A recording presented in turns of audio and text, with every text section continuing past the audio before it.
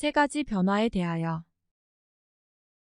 다니엘은 맡은 일에 최선을 다하는 성실한 사람으로 누구나 알만한 대기업에 근무하고 있었습니다. 다니엘은 부유하지 않은 가정 환경 탓에 좋은 대학을 다니지는 못했지만 성공하기 위해 누구보다 성실하게 일하는 선량한 사람이었습니다.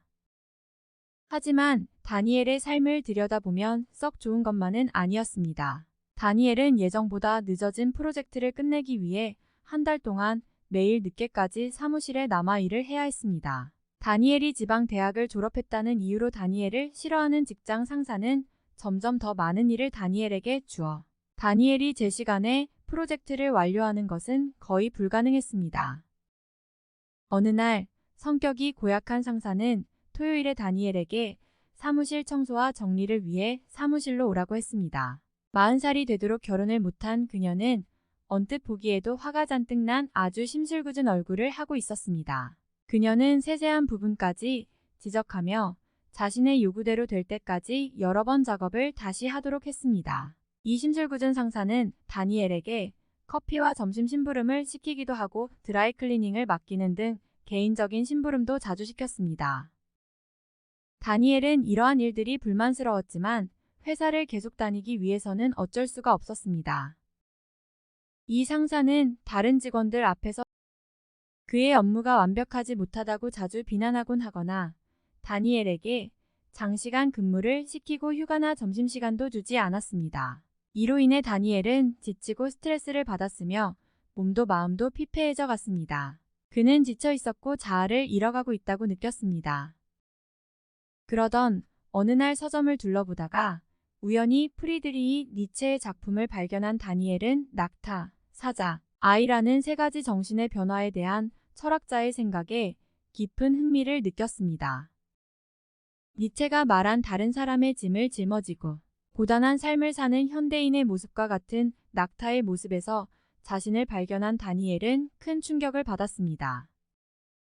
자신이 그동안 그렇게 열심히 최선을 다해 살아온 삶이 모두 부정당하는 그런 느낌이었습니다. 다니엘은 더 깊이 더 자세히 알고 싶어 독서 모임을 나가게 되었고 지금까지 만났던 사람들과는 다른 사람들을 만났습니다. 그들은 자유분방하고 대담하며 자신만의 방식으로 삶을 살았습니다. 그들은 다니엘의 이야기에 깊은 관심을 가졌고 그를 가로막고 있던 제약에서 벗어나도록 격려했습니다.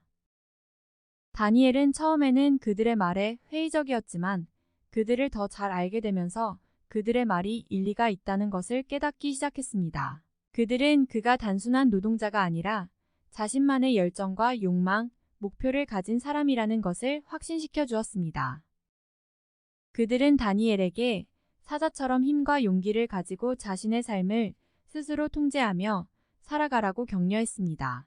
다니엘은 그들의 말에 영감을 받아 행동에 옮기기 시작했습니다. 그는 스스로 목표를 설정하고 결단력 있게 목표를 향해 노력하기 시작했습니다. 더 이상 다른 사람의 의견에 휘둘리지 않고 자신의 직관을 따랐습니다.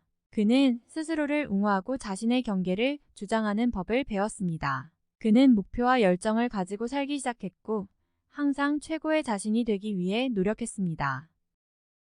때로는 더 나은 성과를 거두기 위해 사자처럼 다른 사람들을 다치게 하는 경우도 있었지만 다니엘은 더 큰 성공을 위해서는 어쩔 수 없다고 스스로 위로했습니다. 하지만 다니엘의 이러한 변화를 싫어하는 사람들도 생겨나게 되었습니다. 어느 날 다니엘이 큰 프로젝트를 진행하고 있을 때 그의 못된 상사가 그를 사무실로 불러들였습니다. 그녀는 다니엘에게 그가 기대에 부응하지 못하고 있으며 업무가 뒤처지고 있다고 말했습니다. 그녀는 다니엘이 정신을 차리지 않으면 해고하겠다고 협박했습니다. 다니엘은 충격을 받았고 자신감이 무너지기 시작했습니다. 그리고 지금까지 다니엘과 잘 지내던 직장 동료들도 다니엘의 새로운 성공을 시기하여 그의 뒤에서 그에 대한 나쁜 소문들을 퍼뜨리기 시작했습니다. 그들은 다니엘이 거만하고 자신이 다른 사람보다 우월하다고 말하는 아주 교만한 사람이라고 말하고 다녔습니다. 다니엘은 어려운 결정에 직면했습니다. 방해 공작에 굴복하든지 아니면 이를 극복하고 사자처럼 살아가기 위한 여정을 계속 이어가든지 말이죠.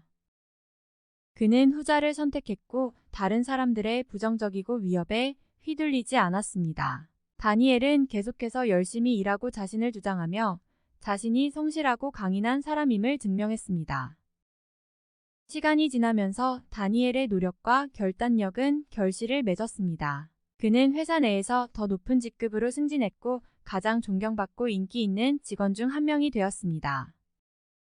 마침내 그는 항상 최고의 자신이 되기 위해 노력하면서 자신만의 방식으로 삶을 살아가고 있었습니다.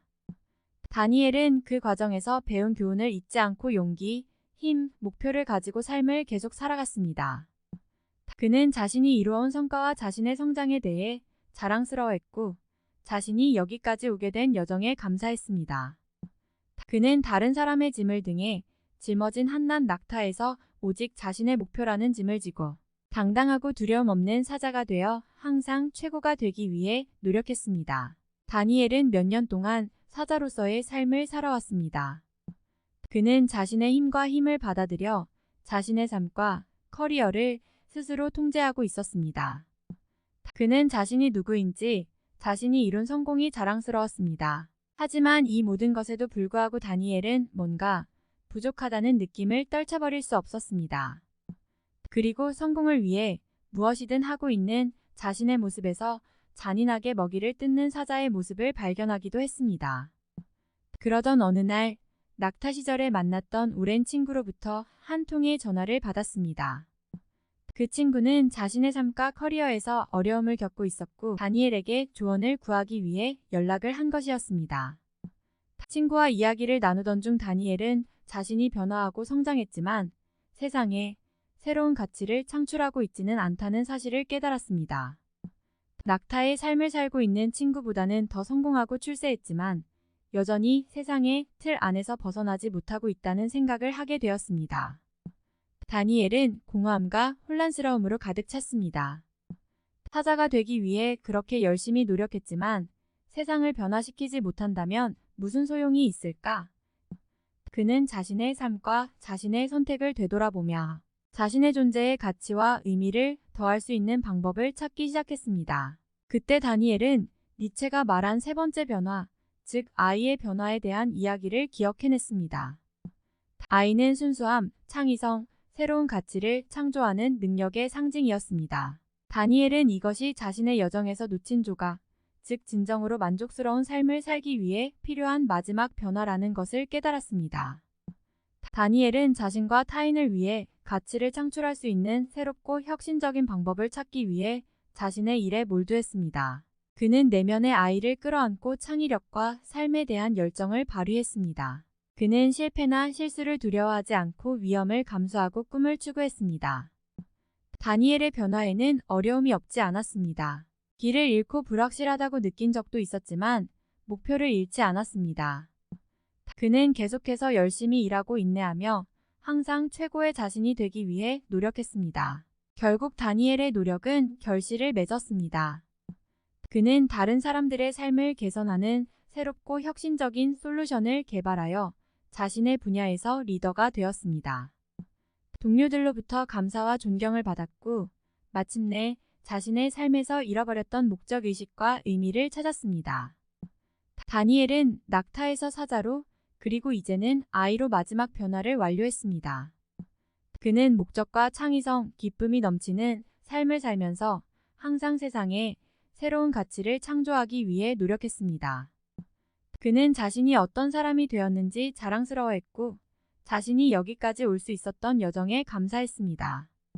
다니엘은 사람들에게 자신이 어떻게 낙타가 되었는지, 낙타에서 어떻게 사자가 되었고 사자에서 어떻게 아이가 되었는지를 이야기해 주었습니다. 모든 사람들이 아이처럼 새로움을 만드는 즐거움을 즐길 수 있도록 말이죠.